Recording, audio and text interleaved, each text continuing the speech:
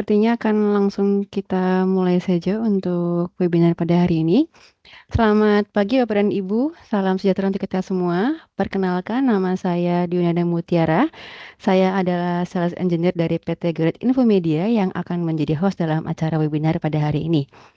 Kembali lagi bersama kami dalam kegiatan webinar PT Great Infomedia yang mana pada materi kita kali ini topiknya adalah Leader Data Processing with Global Mapper Pro versi 26.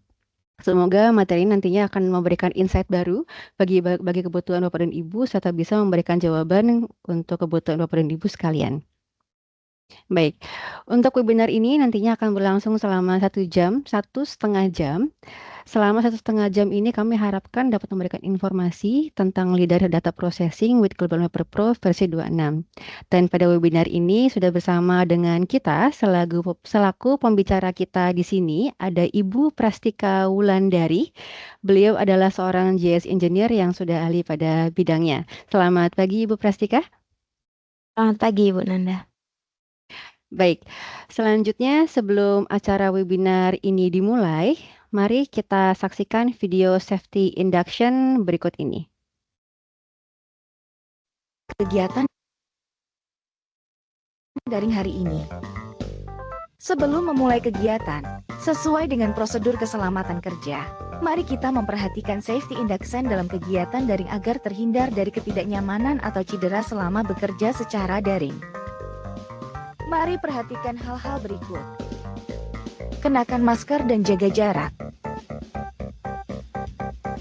Apabila kegiatan daring dilakukan bersama-sama dalam satu ruangan, maka kenakan masker dan saling menjaga jarak.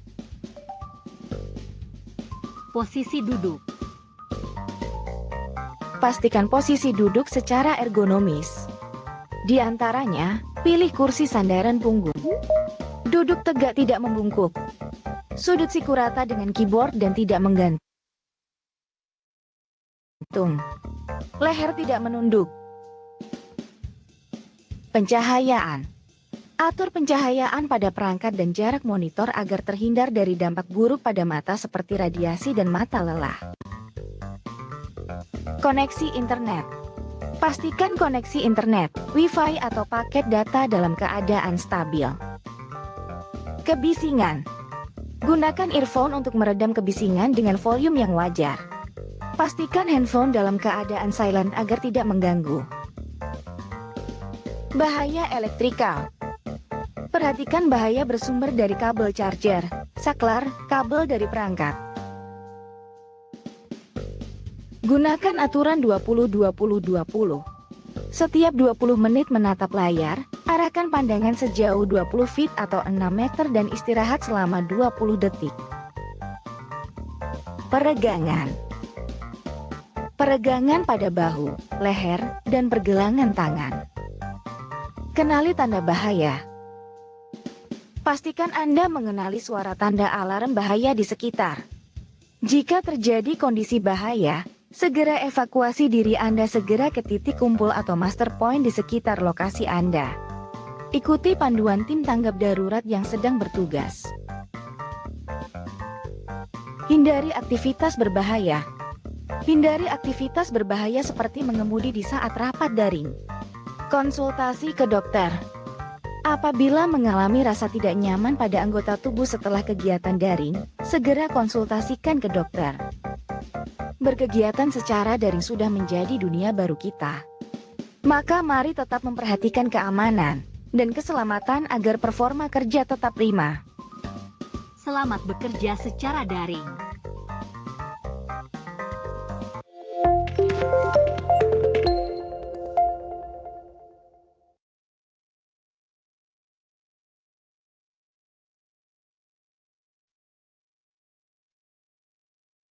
Baiklah, itu tadi adalah video safety induction dari kami dan untuk selanjutnya saya akan memperkenalkan sekilas mengenai profil company dari perusahaan PT Great Infomedia secara singkat sebagai berikut.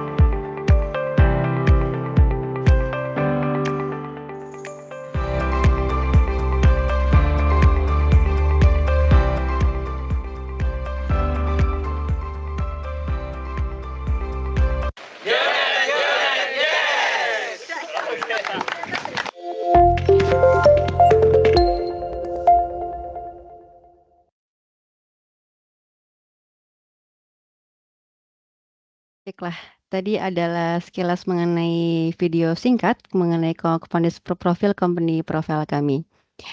Kami adalah Garrett Infomedia yang merupakan perusahaan yang bergerak di bidang GIS solution yang dimana kami menawarkan beberapa solusi seperti software, hardware, training, database, dan pengembangan aplikasi berbasis GIS, professional services, serta survei dan mapping. Selain itu, kami juga merupakan authorized partner resmi dari beberapa software seperti ArcGIS, Global Mapper, Avenza, New Century, DataIS, dan beberapa software lainnya. Jadi apabila Bapak dan Ibu, rekan-rekan semua memiliki kebutuhan software atau solusi geospasial, jangan sungkan-sungkan untuk menghubungi kami atau bisa mengunjungi website kami di www.geonet.co.id. Baiklah, sebelum dimulai, agar suasana kondusif, saya mohon izin untuk menggunakan fitur mute agar suara pemateri terdengar jelas dan bebas dari noise. Lalu kemudian setelah akhir materi ini juga akan ada sesi tanya jawab. Jadi jika Bapak dan Ibu ada pertanyaan, silakan bisa disampaikan di fitur chat box. Dan sebagai informasi juga, kami sampaikan bahwa di akhir sesi Q&A akan ada sesi pengisian kuesioner untuk data-data kami. Baiklah, jika sudah cukup jelas, saya akan serahkan kepada pemateri kita untuk memulai. Ibu Prastika, bisa dimulai untuk memulainya? Baik Bu, terima kasih untuk waktu yang telah diberikan. Sebelumnya saya izin share screen terlebih dahulu.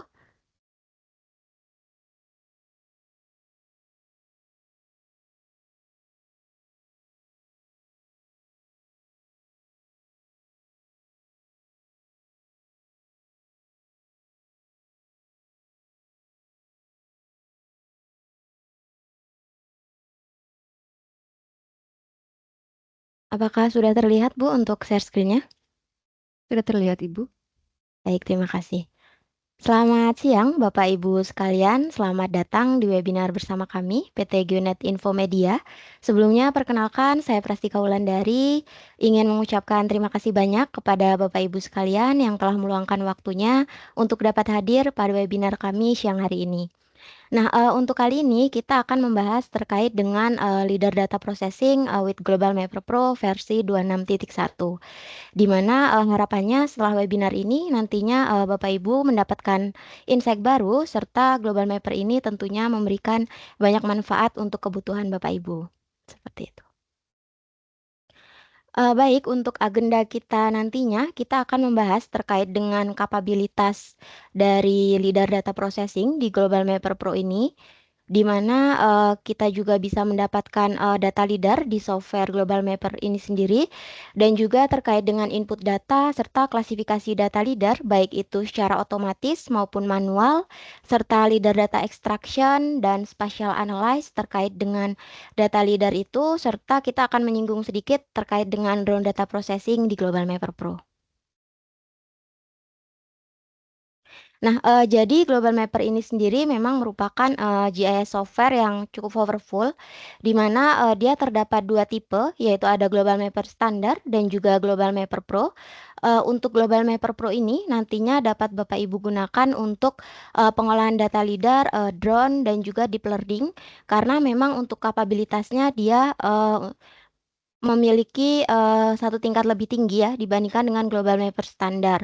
Namun untuk keperluan mapping seperti pengolahan data raster ataupun data vektor untuk kapabilitas keduanya itu masih sama. Nah, di sini terdapat beberapa tipe lisensi dari software Global Mapper ini sendiri. Yang pertama ada single user node lock. Nah, untuk tipe lisensi ini nantinya dapat Bapak Ibu gunakan pada satu komputer, sedangkan untuk yang single user floating ini tentunya lebih fleksibel ya untuk Bapak Ibu yang bekerja di beberapa lokasi. Dan untuk tipe lisensi ketiga ada USB dongle serta network. Nantinya jika Bapak Ibu tertarik untuk mengetahui informasinya lebih detail, jangan sungkan-sungkan untuk langsung menghubungi kami di sales@geonet.co.id atau di info@geonet.co.id. Nah, di sini kita akan melihat terkait dengan beberapa kapabilitas dari Leader Data Processing di Global Mapper Pro ini, di mana untuk yang pertama dia sudah banyak sekali format input data leader yang disediakan, baik itu data LAS, data ASCII maupun ZFS leader dan juga TerraScan format. Kemudian yang kedua, dia memiliki kapabilitas dapat melakukan klasifikasi data LIDAR baik itu secara otomatis maupun juga manual, dan kita dapat melakukan filtering serta extraction dari objek-objek yang telah terklasifikasi. Dan tentunya untuk produk yang dihasilkan itu dapat berupa DEM, DSM, DTM, kontur dan juga 3D building model seperti itu. Dan nantinya kita bisa melakukan spatial analyze sekaligus di Global Mapper ini seperti mungkin pembuatan atau perhitungan cut and fill, pembuatan kontur, break line ataupun watershed analyze serta list cost path analyze. Dan untuk integrasi dari output yang dihasilkan tentunya sudah banyak untuk format output di sini yang disediakan seperti format save file, raster, CAD ataupun ketika Bapak Ibu ingin mengembalikannya ke format data LAS. Nah, di Global Mapper ini sendiri dia sudah disediakan online data source, di mana online data ini dapat diakses oleh pengguna, sudah tersedia ya, terkait dengan data terrain maupun juga land cover ataupun juga data LIDAR. Namun untuk kapabilitasnya saat ini memang dia, hanya tersedia di wilayah, Amerika Serikat, seperti itu.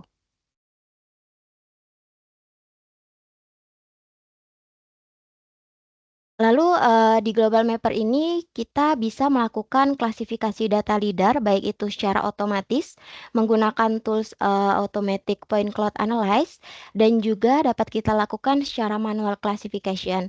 Untuk secara otomatis ini mungkin lebih singkatnya itu dia kita tinggal mengisikan parameter-parameter untuk setiap objeknya. Namun untuk yang manual ini kita lebih kita sebagai pengguna lebih ke kontrol untuk memilih titik-titik point cloud tersebut ingin diklasifikasikan ke objek apa, seperti itu.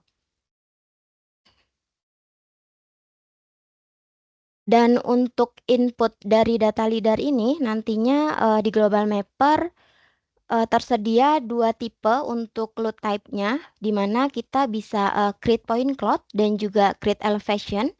Create point cloud di sini digunakan ketika Bapak Ibu ingin membuka data LIDAR XYZ-nya. Kemudian kalau yang elevation di sini bisa Bapak Ibu gunakan ketika Bapak Ibu sudah mengklasifikasikan data LIDAR tersebut dan ingin menghasilkan data elevasi seperti data DEM, DTM maupun juga DSM.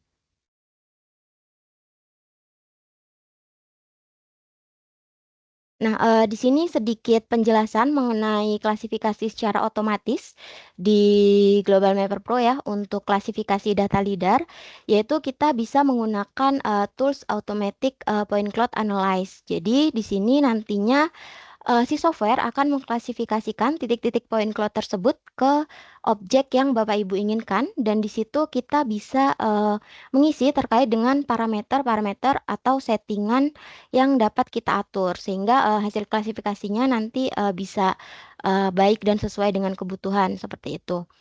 Nah, untuk objek-objek yang didukung di sini terdapat ground, kemudian juga building, vegetasi, power lines atau kabel listrik, pole seperti tiang dan juga noise. Dan untuk input format supportnya yang dapat Bapak Ibu masukkan, yaitu bisa berupa data LAS ataupun TXT atau juga BPF, DGN. Di sini hanya sebagian saja yang kita tampilkan ya. Untuk yang lebih versi lengkapnya itu sudah banyak ya di software Global Mapper Pro ini. Dan untuk outputnya juga nanti kita bisa ekspor dalam bentuk LIDAR LAS ataupun GeoTIFF atau juga CAD atau save file, ECW file, PNG maupun KML.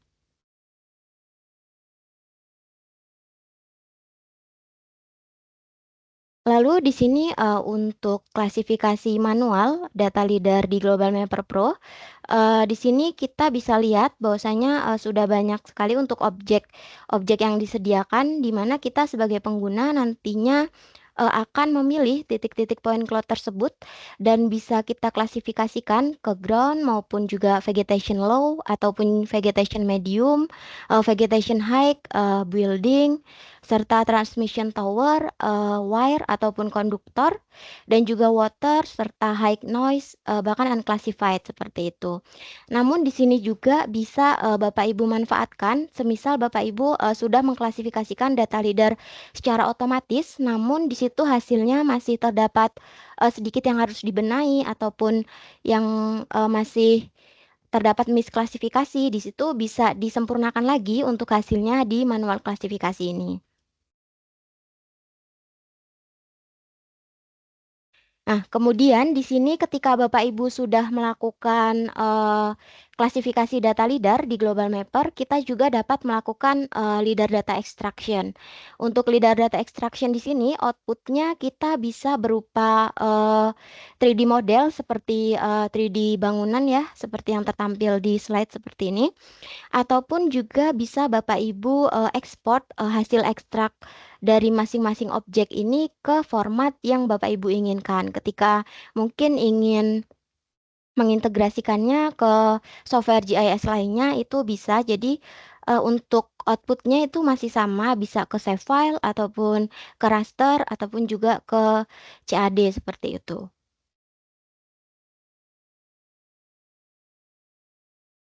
Dan di sini kita juga dapat melakukan split point cloud by attribute, di mana kita bisa memisahkan semisal dari atribut kelas itu untuk objek-objeknya apa saja yang sudah terklasifikasi, dan untuk outputnya nanti juga masih sama, bisa kita ekspor sesuai dengan format file yang Bapak Ibu butuhkan.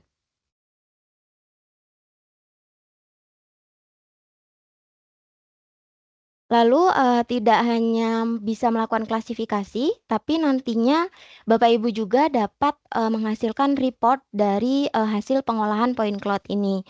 Di sini bisa Bapak Ibu save dalam bentuk TXT ataupun juga ketika Bapak Ibu menginginkan atau membukanya sewaktu-waktu itu tentunya terdapat reportnya.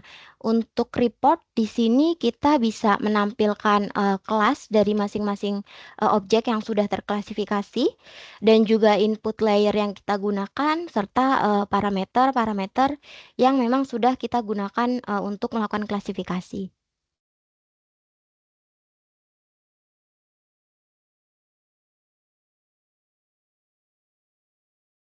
Kemudian di sini terdapat spatial analyze yang dapat Bapak Ibu lakukan dari hasil data lidar, di mana untuk yang pertama data lidar tersebut bisa dijadikan DEM, DTM maupun juga DSM yang tentunya nantinya dapat menghasilkan informasi ketinggian secara 3D ataupun ketika Bapak Ibu ingin membuat kontur atau breakline ataupun juga perhitungan cut and fill itu sangat mudah ya dilakukan di Global Mapper. Dan untuk yang kedua, kita juga bisa melakukan list cost path analyze. Untuk list cost path analyze ini kita akan mencari rute terpendek. Jadi kita bisa menentukan semisal rute terpendek jalan ataupun juga mungkin kereta api atau migrasi satwa liar atau mungkin juga terkait dengan jalur untuk evakuasi bencana seperti itu. Nah, kalau untuk yang selanjutnya itu juga bisa dilakukan parallel line analyze. Untuk parallel line analyze ini sendiri dia lebih ke menambahkan garis paralel di antara garis yang kita pilih. Jadi mungkin untuk penerapannya itu ketika Bapak Ibu ingin melihat jarak antar jalur kendaraan semisal kendaraan roda 2 maupun roda 4 seperti itu. Lalu ketika kita sudah memiliki data DEM ataupun DTM, kita juga bisa melakukan analisis watershed gitu. Jadi kita bisa menghasilkan streamline maupun juga mendeliniasi jatuhnya aliran dari hulu ke hilir ataupun juga melihat cakupan air yang dihasilkan dari streamline yang kita pilih gitu. Mungkin untuk lebih detailnya nanti kita coba untuk demokan ya.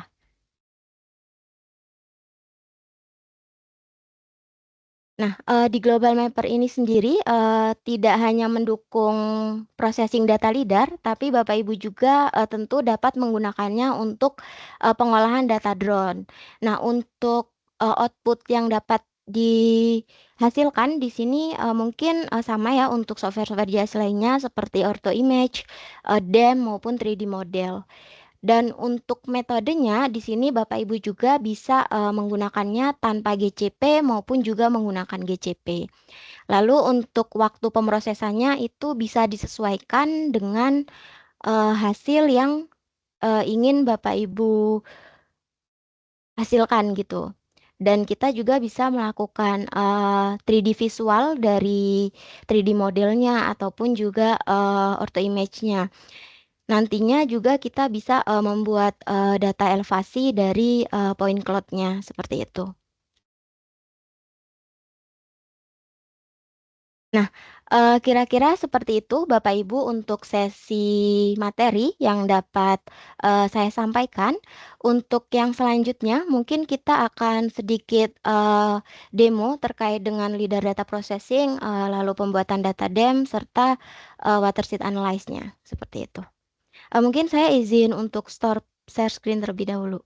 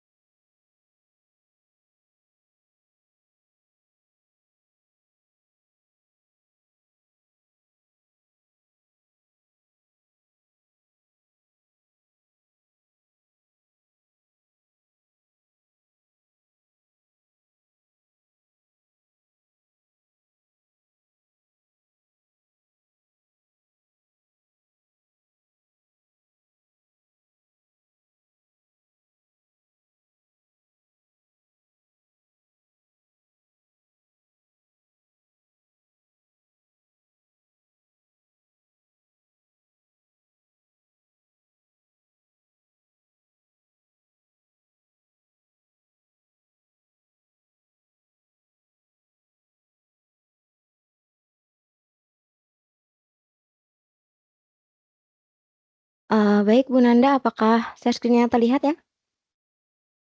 Terlihat Ibu? Baik, terima kasih.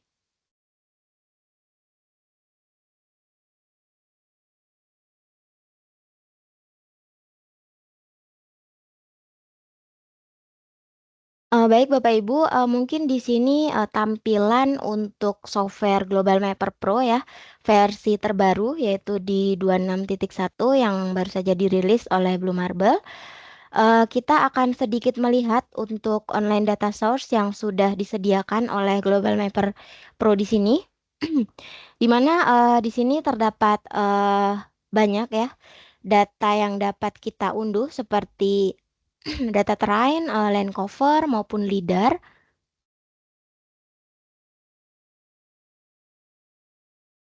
Untuk LIDAR di sini kita bisa pilih yang LIDAR.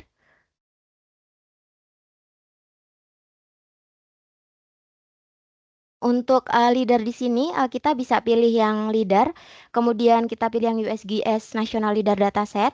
Kita bisa download, next. Lalu di sini untuk ukuran dari data yang ingin kita download bisa disesuaikan dengan AOI atau region yang Bapak Ibu miliki seperti itu. Bisa kita connect dan nanti akan langsung menuju ke browser USGS gitu. Di sini memang untuk data LIDAR saat ini hanya tersedia di Amerika Serikat, Bapak Ibu. Jadi memang kapabilitasnya masih terbatas ya untuk data LIDAR yang tersedia. Di mana Bapak Ibu juga bisa langsung membuat poligonnya ataupun juga mengupload areanya dalam format save file maupun KML.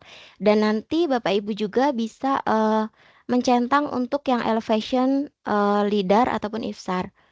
Di sini bisa dicentang dan kita search produknya saja. Kira-kira seperti itu ya kalau untuk online data source-nya. Kita langsung ke untuk demo klasifikasi data leader di Global Mapper Pro. Kita bisa buka datanya.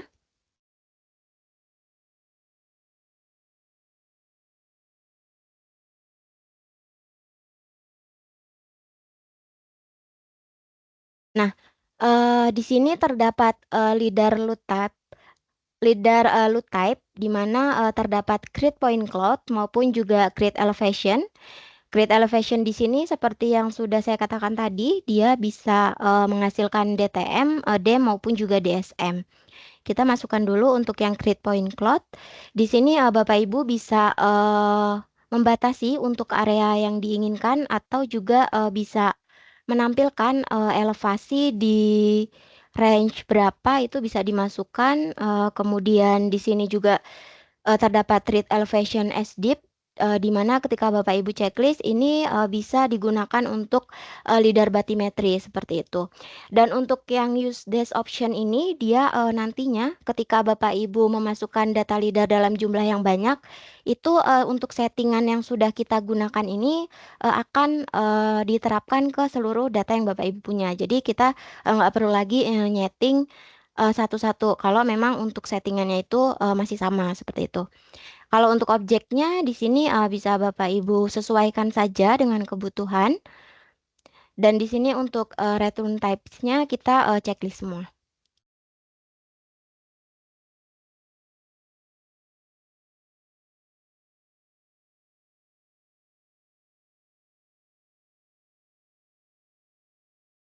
Nah, kira-kira seperti ini ya Bapak Ibu untuk tampilan data leader-nya. Nah, untuk melakukan klasifikasi data leader secara otomatis kita beralih ke classification, kemudian kita pilih untuk automatic point cloud analyze. Nah, di sini terdapat beberapa settingan yang dapat kita masukkan seperti input layer. Bapak Ibu bisa inputkan data yang sudah ditampilkan tadi. Dan untuk specify boundary-nya ini bisa Bapak Ibu batasi ya jika memang menginginkannya. Lalu untuk di sini objek yang sudah disediakan itu ada ground, kemudian building, power line, vegetation, pool, dan juga noise. Untuk di sini kita akan coba klasifikasi di semua objek ya. Dan untuk settingan parameternya di sini semisal di ground ada minimal areanya yang dapat kita masukkan dalam meter persegi, ataupun di building juga di sini kita bisa memasukkan parameter ketinggian si bangunan ini di atas tanah itu diinginkan berapa disesuaikan dengan datanya. Lalu untuk yang power line juga di sini bisa disesuaikan untuk minimal ketinggian dan juga maksimal ketinggiannya. Dan vegetasi di sini masih sama juga untuk parameternya. Dan untuk pole atau tiang di sini bisa Bapak Ibu sesuaikan untuk panjang dan juga lebarnya gitu. Serta noise. Di sini mungkin jika Bapak Ibu tertarik untuk klasifikasi data leaders beserta dengan parameternya itu kita bisa atau kita menyediakan training juga di mana ketika Bapak Ibu tertarik nanti bisa masih sama ya bisa dihubungi di sales@geonet.co.id seperti itu. Nah, kita coba langsung classify feature, tapi di sini terdapat juga report ketika kita ingin menghasilkan report dari hasil klasifikasi lidar ini bisa kita checklist dan kita simpan untuk menyimpan txt-nya nanti. Kita coba centang. Lalu kita langsung ke classify feature saja. Tapi mungkin di sini untuk prosesnya itu memang memakan waktu yang sedikit lama. Jadi kita langsung lihat untuk hasil dari klasifikasi data leadernya.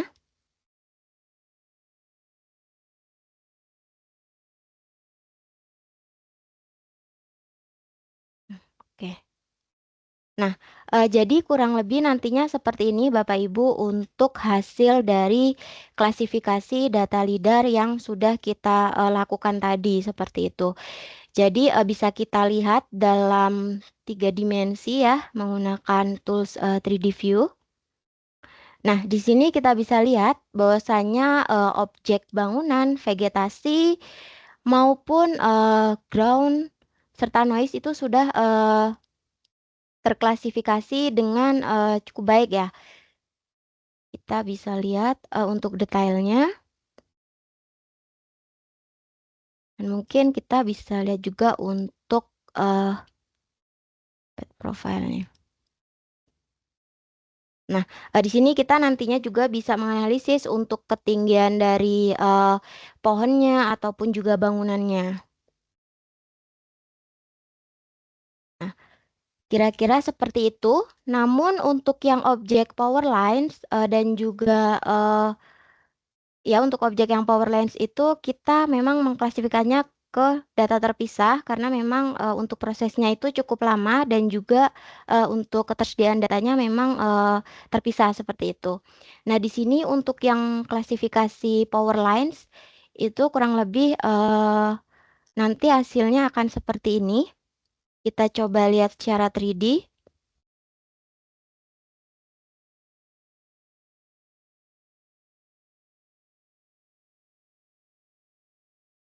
Baik, memang kalau untuk yang objek power lines ini dia membutuhkan waktu yang atau datanya itu cukup berat ya Bapak Ibu, seperti itu.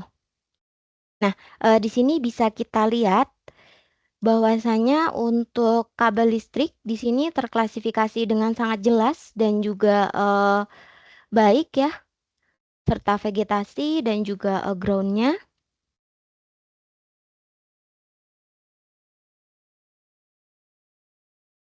Jika nanti mungkin terdapat beberapa objek yang belum sempurna, itu Bapak Ibu tidak usah khawatir karena di Global Mapper Pro ini juga tersedia manual yang versi manual itu bisa untuk membantu Bapak Ibu seperti itu. Nah, seperti itu. Lalu untuk selanjutnya kita akan melakukan extraction ya pada data LiDAR atau objek-objek yang sudah kita klasifikasi tadi.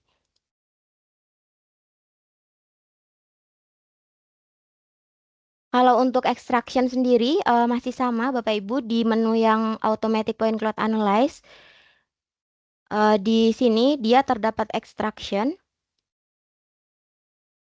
Nah, untuk extraction di sini kita bisa mengekstrak objek-objek yang kita inginkan, semisal bangunan ataupun juga power line, vegetasi, dan juga tiang. Dan langsung kita klik saja ke extract feature seperti itu. Untuk hasilnya nanti dia kurang lebih akan seperti ini. Untuk hasil data LiDAR yang sudah kita ekstrak. Nah, dia akan menghasilkan building mesh, kemudian juga building footprint, lalu building walls. Mungkin kita tampilkan saja yang building mesh, karena untuk yang footprint ini sedikit berat. Coba kita tampilkan.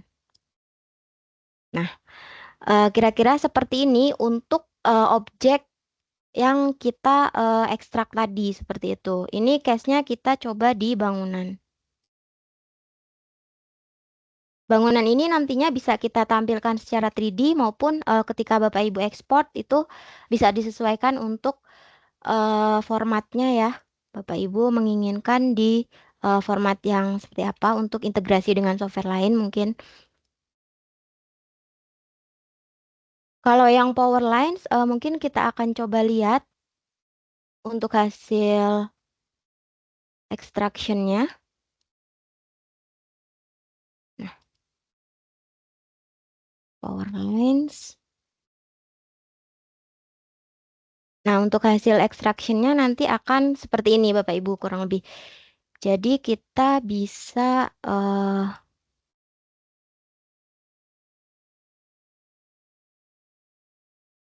nah, kira nanti ketika sudah diekstrak dia juga akan seperti ini. Lalu kita juga bisa melakukan split point cloud berdasarkan atribut dari data leader itu. Jadi ketika kita sudah menghasilkan output klasifikasi data leader, kita bisa klik kanan kemudian layer, serta kita bisa pilih yang split atribut value. Di sini bisa berdasarkan kelas ataupun juga berdasarkan atribut lain. Kita coba yang berdasarkan kelas. Dan untuk hasilnya saya sudah memprosesnya ya, supaya untuk waktunya bisa lebih tidak terlalu lama. Sebentar.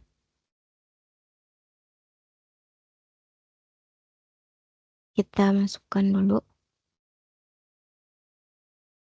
untuk hasil split.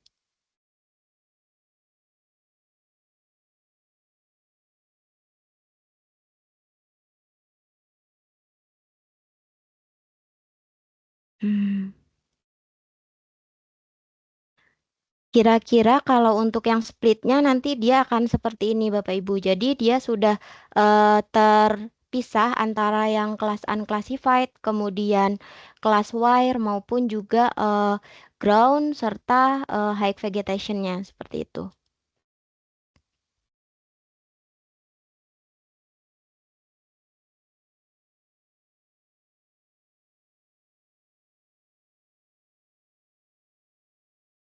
Nah, kira-kira seperti itu ya Bapak Ibu untuk klasifikasi data lidar beserta dengan extraction dari data lidar itu sendiri di Global Mapper Pro. Kemudian kita coba untuk menginput format atau menginput output dari data lidar tersebut dan kita coba untuk jadikan ke elevasi ya. Di sini tinggal kita create yang elevasi dan kita bisa pilih kita ingin DTM, DSM, DEM, DTM maupun juga DSM. Kita coba yang DSM terlebih dahulu. Untuk bin size-nya di sini semakin kecil nilainya dia akan menghasilkan resolusi yang semakin tinggi. Namun ketika kita isi nilainya lebih besar itu akan menghasilkan resolusi yang kasar. Untuk objeknya kita select semua. Oke. Nah, kira-kira seperti ini Bapak Ibu ketika nanti output dari klasifikasi data leader itu dijadikan DSM seperti itu. Atau ketika kita ingin mengubahnya ke DTM, itu kita pilih yang ground saja. Oke. Nah, nanti hasilnya akan seperti ini. Nah, kira-kira seperti itu untuk pengolahan data lidar beserta dengan output berupa elevasinya. Kita akan beralih ke demo yang selanjutnya, yaitu watershed analyze ya. Kita bisa buka untuk datanya.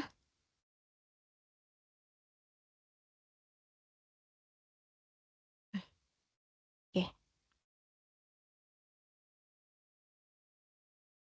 Nah, kira-kira di sini saya memiliki data ketinggian yang dimana di sini sudah terdapat objek sungai juga.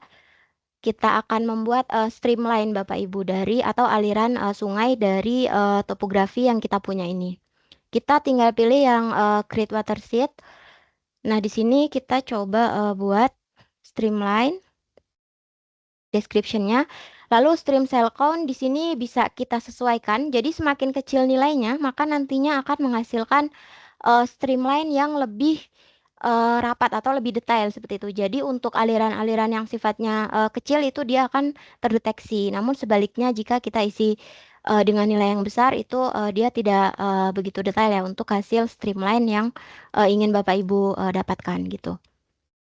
Dan di sini juga kita bisa discard untuk streamline yang tidak ingin kita simpan. Untuk ambang batasnya kita bisa pilih.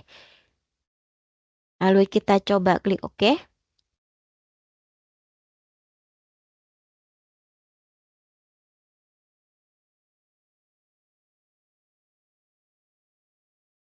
Mungkin prosesnya sedikit ya, tapi insya Allah tidak terlalu lama. Nah, Seperti ini untuk hasil dari streamline dari topografi yang sudah kita punya ini, di mana dia akan menunjukkan aliran-aliran sungainya ya. Kurang lebih seperti itu.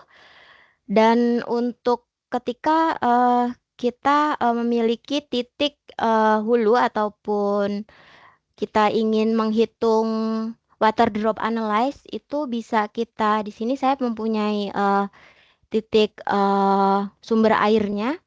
Kemudian bisa kita klik saja, kita pilih, kita ke water sheet lagi. Kita coba membuat water drop. Ini kita unchecklist saja. Dan di sini terdapat operation yang dapat kita gunakan ya, di mana terdapat trace flow slack point ataupun trace flow untuk water drop atau juga untuk drainage sowing areanya. Jadi kita pilih yang water drop analyze yang kita checklist. Di sini nantinya berfungsi untuk mendelineasi jatuhnya air dari titik atau titik sumber air atau hulu ke hilir dan kita bisa melihat lintasannya seperti itu. Kita bisa klik OK.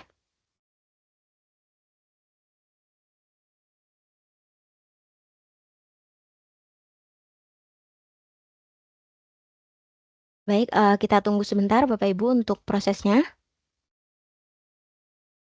Nah, kira-kira seperti ini untuk hasil dari delineasi arah aliran air dari sumber air atau titik yang kita punya ini. Dia akan membuat arah lintasannya ke sungainya seperti itu. Nah, kira-kira seperti itu. Dan untuk selanjutnya kita juga bisa melakukan analisis watershed atau mendelineasi wilayah cakupan dari sumber air ini seperti itu. Kita tinggal klik untuk hasil aliran airnya. Lalu kita watershed lagi. Kita coba buat. Dan untuk operationnya di sini kita pilih yang create watershed area showing drainage berdasarkan line ya. Kalau berdasarkan poin juga bisa nanti disesuaikan saja dengan kebutuhan Bapak Ibu. Ini kita checklist. Nah ini kita klik OK saja. Kalau untuk yang create area showing drainage ini memang dia lebih pemrosesannya lebih sedikit memakan waktu ya. Jadi kita coba input hasilnya.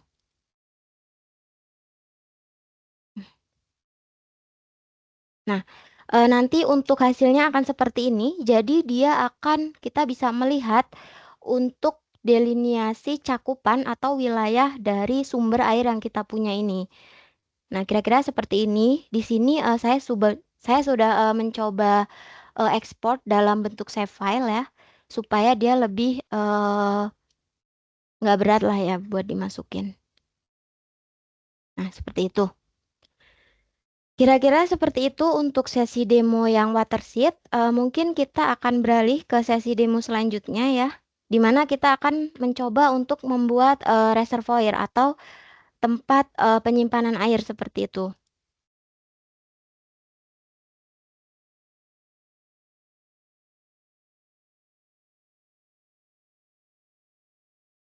Baik Ibu Nanda, apakah slide-nya sudah berpindah ya? Mohon konfirmasinya. Sudah, Ibu. Baik, terima kasih.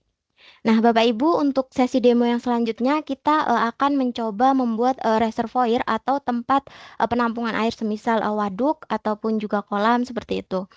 Kita coba buka datanya. Nah, di sini saya sudah memiliki data elevasi ya, di mana saya untuk yang pertama akan kita buat untuk bendungan dari si reservoir ini. Kita bisa menggunakan terrain painting yang sudah disediakan oleh software Global Mapper Pro ini, di mana kita nantinya bisa membuat ketinggian dari bendungan ini seperti itu. Kita akan menggabungkan titik ini menjadi menggunakan operation yang set terrain height. Di sini untuk brush type-nya bisa disesuaikan. Dan untuk di sini saya isi 5, kemudian untuk ketinggiannya saya isi 16. Untuk feedernya kita isi 3. Kita pilih saja titiknya. Nah, kira-kira seperti ini ya untuk pembuatan bendungan ya. Misal kita ingin membuat desainnya seperti itu. Jadi kita coba lihat dalam bentuk 3D. Nah, nanti akan seperti ini Bapak Ibu. Jadi dia sudah terbuat untuk bendungannya. Nah, setelah ini kita akan membuat desain atau area dari si reservoir itu. Mungkin kita akan membuat kontur terlebih dahulu untuk mendesain areanya. Kita coba buat kontur di create kontur. Kita pilih untuk intervalnya karena di sini menyesuaikan datanya saya isi untuk interval konturnya itu 15. Di sini Bapak Ibu bisa atur juga ketika ingin menghasilkan kontur minor dan juga mayor. Namun di sini saya generate saja. Klik OK.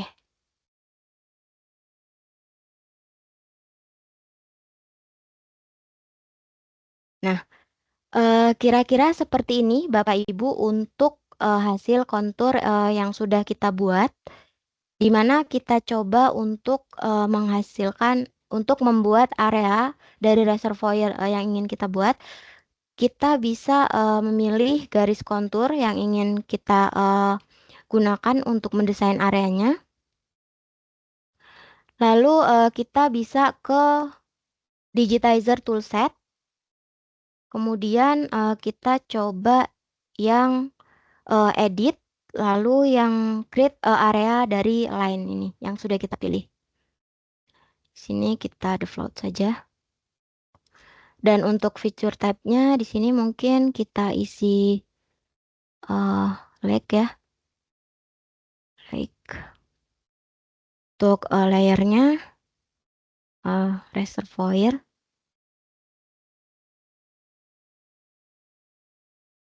Oke. Kita klik OK. Nah, dia sudah menjadi area ya dari garis yang sudah kita pilih tadi. Kemudian kira-kira seperti itu untuk pembuatan bendungan dan juga area reservoirnya. Namun ketika semisal kita ingin melihat volume dari si reservoir ini atau air yang bisa terisi di sini itu berapa, itu bisa kita coba lihat. Kita klik saja areanya. Kita pilih yang analyze, lalu kita pilih yang pile volume, calculate the volume of select pile. Nah, di sini nantinya kita bisa lihat untuk file volumenya. Jadi kurang lebih untuk ukuran dari atau volume air yang terisi itu bisa di 82.000 meter kubik ya. Kira-kira seperti itu. Untuk yang selanjutnya kita juga ada sesi demo untuk list cost path analyze ya. Mungkin sebentar kita beralih. Dan mungkin yang ini tadi kita coba pilihkan secara 3D. Oke, nanti kira-kira seperti ini ya untuk pembuatan desain reservoir dan juga bendungannya. Kalau kita lihat secara 3D. Nah, seperti itu.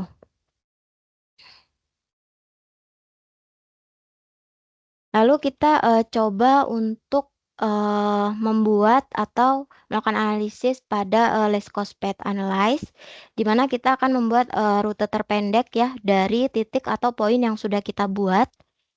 Kita bisa pilih saja datanya, list cost path.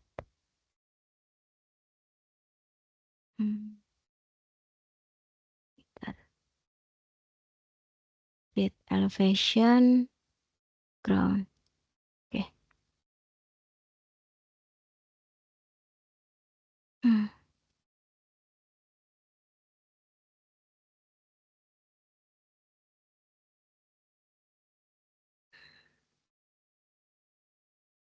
Hmm. Nah, kira-kira di sini kita sudah memiliki data ketinggiannya ya, Bapak Ibu. Kita juga bisa memasukkan poinnya atau rute poinnya yang sudah kita buat.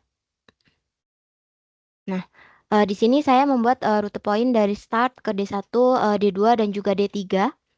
Dan kita akan menganalisis terkait dengan rute terpendek dari rute poin yang sudah kita buat ini.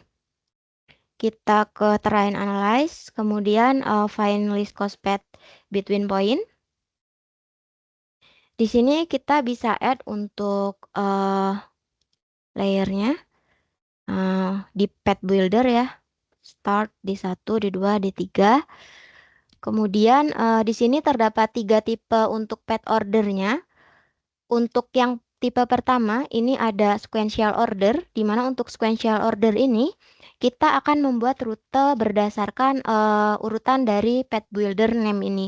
Jadi kita akan membuat rute berurutan dari start ke D1, ke D2, kemudian ke D3. Mungkin kita akan coba terlebih dahulu untuk yang sequential order.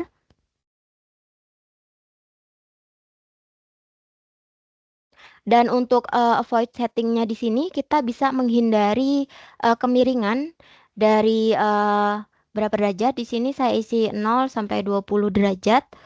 Lalu untuk di sini juga kita bisa menghindari elevasi yang ingin Bapak Ibu hindari seperti itu. Order di sini bisa dicentang untuk yang smooth generate path jika ingin menghasilkan rute yang lebih smooth. Kita klik OK. Nah, kira-kira seperti ini Bapak Ibu untuk rute menggunakan path order yang sequential order. Jadi dia akan membuat rute terpendek dari start ke D1, ke D2, dan juga D3. Jadi dia memang berdasarkan urutan dari poin rute yang sudah kita masukkan di path builder tadi. Lalu kita coba ketika kita coba yang tipe kedua ya.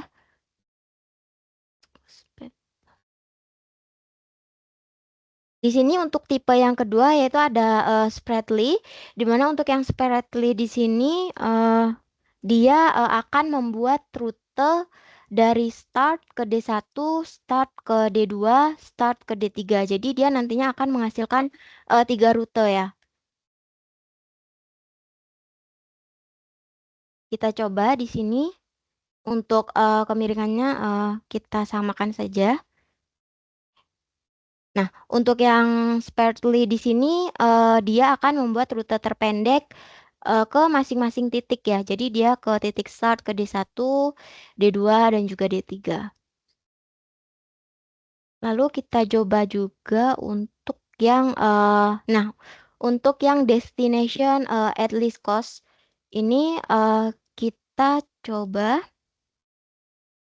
Kalau yang least cost ini dia lebih ke membuat rute dari semua titik gitu. Jadi kita akan membuat rute dari rute terpendek dari start menuju ke maksudnya keseluruhan gitu. Jadi dari start D1, D2, D3 itu kita akan mencari rute terpendeknya. Jadi nggak berdasarkan urutan. Dia bisa aja di bolak-balik gitu. Coba yang sparkly. Oke. Nah, kira-kira seperti ini untuk hasil yang rute terpendek yang maaf ini tadi belum ini ya diganti untuk layer name-nya. Untuk yang list cost itu dia akan membuat rute terpendek dari keseluruhan poin yang sudah kita buat. Jadi di sini hasilnya dari start ke D3, ke D1, dan untuk titik terakhirnya nanti di D2 gitu. Untuk rute terpendek untuk keseluruhan dari poinnya.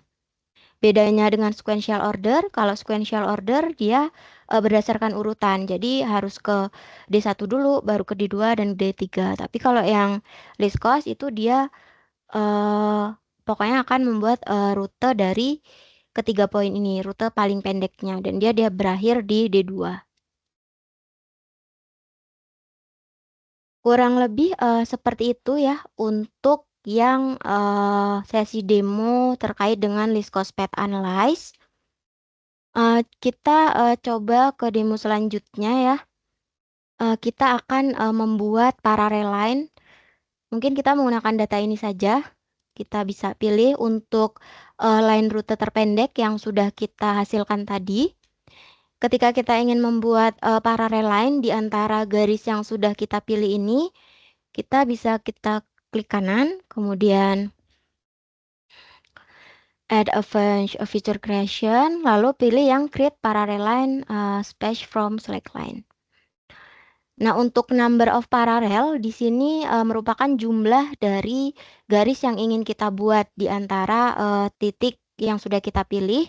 Dan untuk yang parallel line spacing di sini merupakan jarak antar garisnya itu di berapa meter.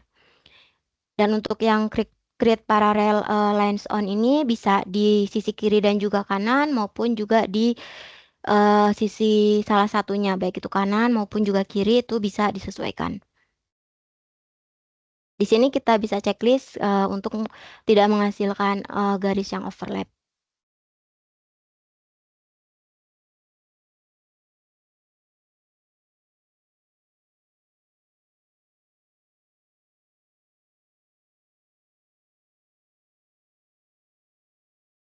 Nah, kira-kira seperti ini ya Bapak Ibu untuk penambahan si parallel line di antara garis yang sudah kita pilih.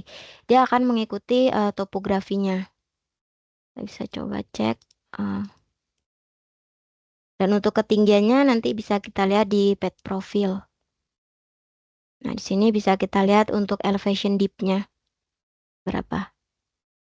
Nah, kira-kira seperti itu Bapak Ibu untuk sesi demo yang dapat kami bawakan. Untuk selanjutnya saya kembalikan ke Ibu Nanda. Terima kasih.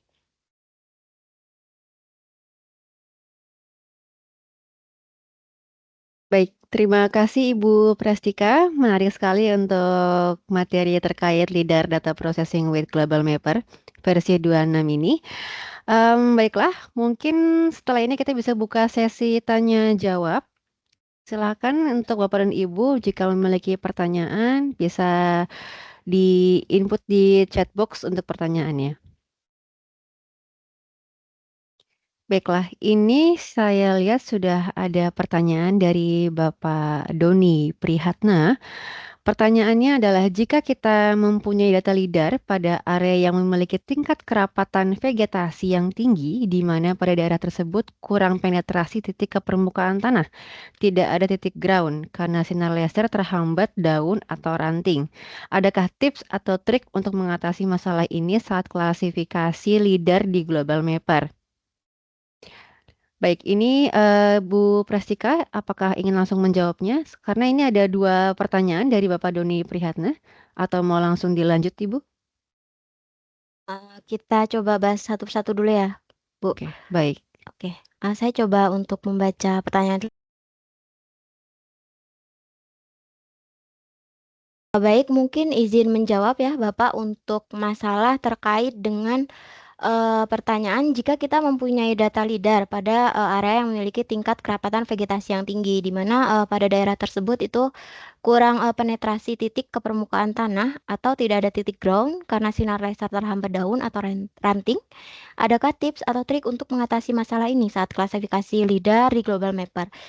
Jadi untuk tips and triknya mungkin Bapak bisa menggunakan tools automatic ground classification, di mana di situ nanti Bapak Ibu di mana di situ nantinya Bapak bisa melakukan klasifikasi ground secara otomatis dan bisa diubah untuk parameter maksimum building size-nya ataupun max height deltanya itu dia bisa disesuaikan lebih lagi agar dia nantinya akan mengisi si klasifikasi ground itu. Atau juga Bapak bisa menggunakan filter berdasarkan elevasi atau height above ground, di mana di situ nanti dia akan mencoba mengidentifikasi titik-titik yang lebih dekat dengan tanah itu gimana supaya nantinya tetap ada hasil dari si klasifikasi tanah seperti itu. Jadi mungkin lebih ke kalau diklasifikasikan secara otomatis di Global Mapper itu Bapak bisa mengubah untuk settingan parameter dari maksimum buildingnya ataupun juga maksimum height deltanya. Jadi nanti si software ini dia akan tetap mengklasifikasikan data ground seperti itu.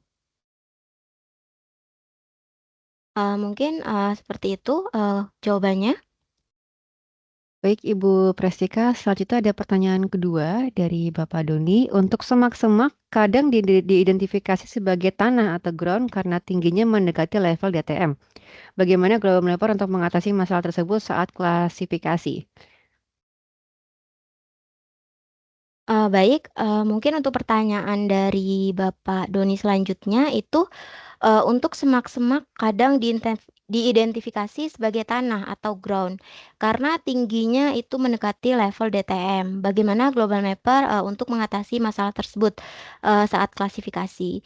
Jadi, kembali lagi ya Pak, kalau Bapak melakukan klasifikasi secara otomatis di Global Mapper ini, namun untuk hasilnya kadang mungkin terdapat semak-semak yang teridentifikasi jadi tanah, itu Bapak bisa melakukan settingan parameternya. Jadi di Global Mapper itu kan bisa kita setting untuk minimal ketinggian di atas tanahnya ataupun parameter-parameter lainnya gitu. Jadi di situ dia bisa kita sesuaikan si semak-semak ini minimal ketinggiannya berapa dan juga tanah ini berapa supaya nantinya tidak ada semak-semak yang diidentifikasi sebagai tanah. Jadi kita bisa mengisi parameternya di situ. Jadi memang kalau kita pengen melakukan klasifikasi LIDAR di Global Mapper ini, kemudian kita ingin menghasilkan klasifikasi yang baik, itu kita bisa coba-coba untuk settingan parameternya di otomatis, di versi yang otomatis.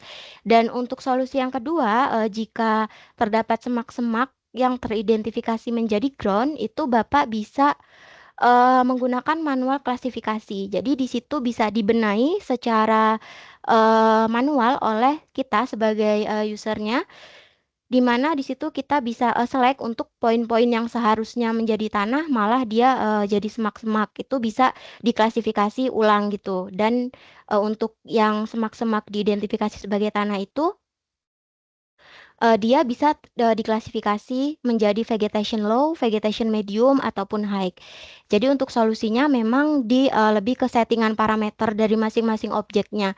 Kita bisa sesuaikan untuk ketinggian dari masing-masing objek agar tidak ada misklasifikasi di situ. Kalau untuk membenahi atau opsi keduanya itu kita bisa menggunakan manual classification. Jadi kita membenahi secara manual untuk titik-titik point cloud yang klasifikasinya itu belum sesuai dengan objek yang sebenarnya di permukaan bumi gitu. Mungkin seperti itu untuk jawabannya. Baik, terima kasih Ibu Prestika untuk Bapak Doni. Semoga untuk pertanyaannya bisa terjawab ya Pak ya. Selanjutnya, jika yang lain masih ada pertanyaan, bisa diinfokan lewat chat box. Mungkin sambil menunggu semua pertanyaan yang terkumpul, saya ingin menyampaikan bahwa nanti di akhir sesi tanya jawab, kami meminta waktu kepada Bapak dan Ibu sekitar 1 sampai 2 menit untuk mengisi form kuesioner yang dimana nantinya setiap saran dan masukan Bapak dan Ibu akan menjadi masukan bagi kami agar GeoNet bisa menjadi lebih baik lagi ke depannya. Ya, baik kepada Bapak Dedi Setiawan, apabila memiliki pertanyaan bisa diinfokan lewat chat box, Pak.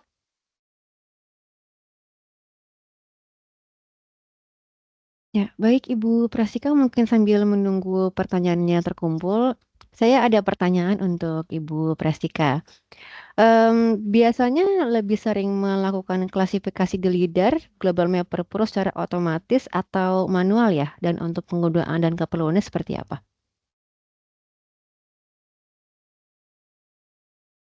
Baik Ibu Nanda, kalau untuk saya sendiri itu biasanya memang menggunakan klasifikasi otomatis terlebih dahulu gitu ketika melakukan klasifikasi data lidar di Global Mapper Pro ini. Karena memang di situ kita bisa membuat klasifikasi misal building, vegetasi ataupun juga ground itu lebih mudah. Jadi nanti kalau semisal memang terdapat klasifikasi yang case-nya itu terdapat miss di situ, semisal ada objek yang seharusnya building tapi dia malah jadi vegetasi itu bisa kita handle di manual klasifikasi gitu. Kita bisa membenahi. Jadi kalau saya sih biasanya menggunakan yang otomatis terlebih dahulu gitu. Kalau untuk penggunaannya itu biasanya sih lebih ke pembuatan elevasi ya, karena jadi hasil dari klasifikasi ground ini, hasil dari klasifikasi ground ini bisa kita jadikan DTM ataupun juga data terrain seperti itu.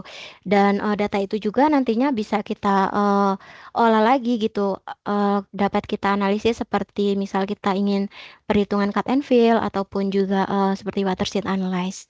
Mungkin seperti itu. Baik, Ibu Prastika, terima kasih. Selanjutnya ada pertanyaan dari Bapak Dedi Setiawan.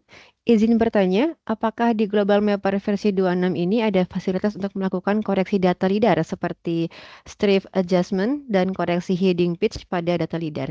Silakan Ibu Prastika.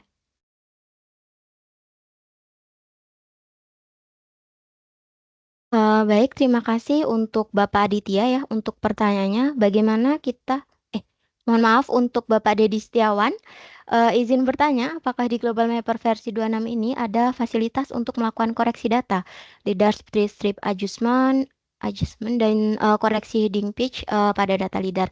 Baik, jawabannya itu ada Pak. Jadi kita di sini terdapat tools yaitu untuk melakukan strip adjustment ataupun juga meng-QC data lidar kita. Ada lidar QC di mana kita di sini bisa mengontrol ya kualitas data lidar itu atau membandingkannya itu dengan titik kontrol yang kita punya atau juga Bapak bisa melakukan lidar base fit di sini untuk melakukan transformasi ya dari dua titik point cloud yang ingin kita koreksi seperti itu. Jadi jawabannya ada. Oke.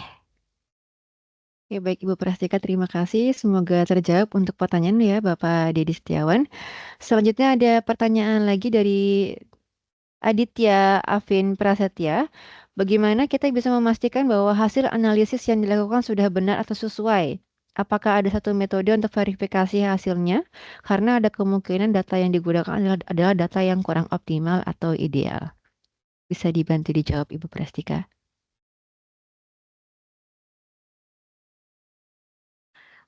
Baik, untuk pertanyaan dari Bapak Aditya, bagaimana kita bisa memastikan bahwa hasil analisis yang dilakukan sudah benar atau sesuai? Apakah ada suatu metode untuk verifikasi hasilnya? Karena ada kemungkinan data yang digunakan adalah data yang kurang optimal atau ideal. Baik, Bapak izin menjawab ya. Kalau untuk memastikan bahwa hasil klasifikasi ini sudah benar itu kalau di Global Mapper itu memang belum tersedia ya untuk tools eh, untuk memastikan bahwa analisis itu udah benar apa belum gitu. Cuman ya itu tadi dia hanya ada tools untuk QC, semisal kita punya titik kontrol dan kita ingin melakukan koreksi ya dari data titik kontrol dengan data lidar yang kita punya itu bisa. Namun kalau untuk memastikan bahwa analisis ini sudah benar dilakukan itu memang belum ada ya tools untuk spesifik ke situ gitu. Ya, baik. Terima kasih Ibu Prastika kepada Bapak Aditya Afin. Semoga bisa terjawab untuk pertanyaannya. Untuk Bapak Ibu yang lainnya mungkin jika ada pertanyaan bisa diinfokan melalui chat box. Kami akan menunggu. Ya, Ibu Prastika, mungkin sambil menunggu kembali ya untuk pertanyaan yang terkumpul, saya ada pertanyaan lagi terkait untuk pengolahan data drone di Global Mapper Pro ini apakah sama ya dengan software GIS lainnya?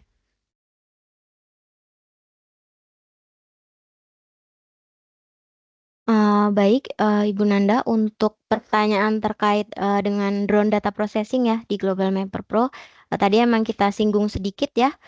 Kalau untuk jika kita bandingkan untuk pemrosesannya dengan software GIS lainnya itu kurang lebih memang sama. Dia memang untuk tahap-tahapnya itu sama, namun dan juga untuk outputnya itu juga masih terbilang sama seperti penghasilan ortho image maupun 3D mesh dan juga point cloud atau juga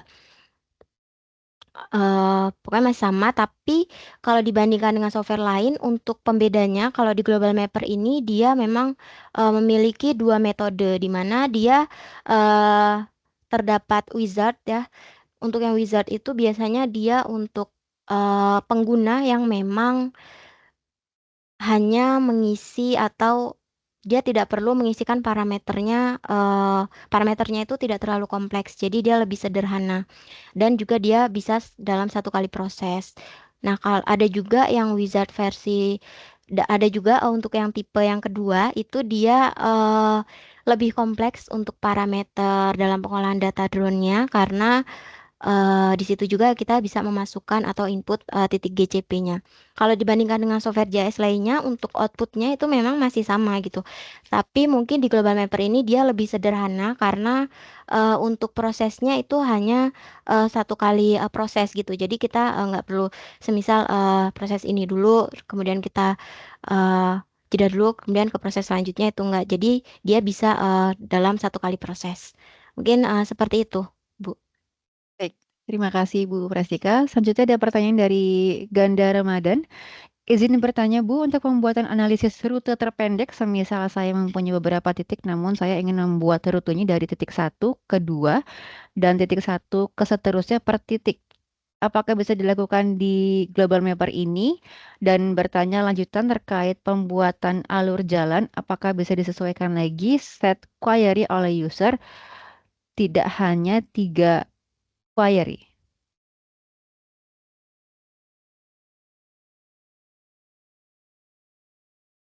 Baik, untuk pertanyaan dari Bapak Ganda ya, izin bertanya Bu, untuk pembuatan analisis rute terpendek, misal saya mempunyai beberapa titik, namun saya ingin membuat rutenya dari titik satu ke 2 dan titik satu ke seterusnya per titik, apakah bisa dilakukan di Global Mapper ini? Dan bertanya lanjutan terkait pembuatan alur jalan, apakah bisa disesuaikan lagi set query oleh user, tidak hanya 3 query? Baik, Bapak Ganda, terima kasih untuk pertanyaannya. Jadi untuk jawaban yang pertama, untuk pembuatan rute ya, ketika kita ingin membuat rute terpendek dari titik satu semisal ke titik 2 atau titik satu ke titik 3 atau ke titik satu ke seterusnya, itu kita bisa menggunakan untuk tipe yang path order-nya itu yang sparkly. Jadi mungkin saya share screen terlebih dahulu ya.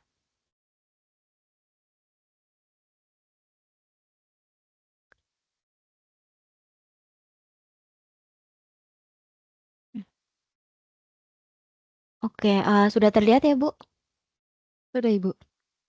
Nah, ketika Bapak Ganda ingin membuat rute terpendek, semisal dari rute atau poin 1 ke 2, rute poin 1 ke 3 dan seterusnya, itu Bapak bisa menggunakan yang destination spreadly, di mana di sini dia memang menghasilkan rute dari titik ke titik lain gitu. Namun kalau untuk mengcustom dari path order-nya itu memang belum bisa ya Pak, karena di sini hanya menyediakan 3 pet order dan juga belum ada untuk settingan mengcustom dari query-nya seperti itu. Di sini hanya terdapat settingan untuk menghindari kemiringan ataupun ketinggian dan juga untuk smooth generate path-nya dan untuk resolusinya. Mungkin kalau untuk mengcustom itu belum tersedia, namun untuk yang ketika Bapak ingin yang titik satu ke titik 2, titik satu ke selanjutnya itu bisa menggunakan yang destination sparkly seperti itu.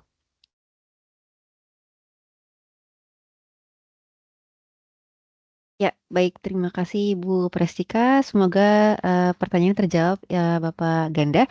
Selanjutnya apabila ada pertanyaan kembali, kami tunggu 1 menit lagi. Jika ada, bisa diinfokan lewat chat box. Ya, Ibu Prestika mungkin sambil menunggu ya, saya ada satu pertanyaan lagi, Ibu Prestika. Apakah dari hasil pembuatan streamline di Global Mapper Pro ini dapat diintegrasikan dengan software pemetaan lainnya mungkin? Baik, Ibu Nanda ya, kalau untuk Waterstream dia tentunya bisa ya Bu, kita integrasikan dengan software lain karena memang nanti, hasilnya atau ekspor, dari output filenya itu bisa kita, sesuaikan formatnya dengan kebutuhan, dari pengguna. Semisal ingin kita integrasikan dengan Achat itu bisa kita, konversi ke CAD ataupun juga, save file, atau data raster itu, tentunya bisa. Jadi memang, sangat mudah ya untuk mengintegrasikannya ke software JS lainnya gitu, untuk, Watersheet ini. Ya, baik. Terima kasih Ibu Prestika untuk jawabannya. Bapak dan Ibu, apabila memiliki pertanyaan bisa diajukan di chat box Ibu, Bapak. Ya, mungkin karena sudah jam segini, jadi mungkin kita akhiri untuk sesi pertanyaannya dan bisa kita lanjut untuk sesi kuesionernya ya. Untuk link kuesioner sudah saya infokan di chat box ya, Bapak dan Ibu, dan rekan-rekan semuanya dimohon untuk mengisi form tersebut agar kegiatan webinar Geonet ini bisa menjadi lebih baik lagi ke depannya. Mohon untuk waktunya sekitar 1 sampai 2 menit untuk pengisian. Terima kasih.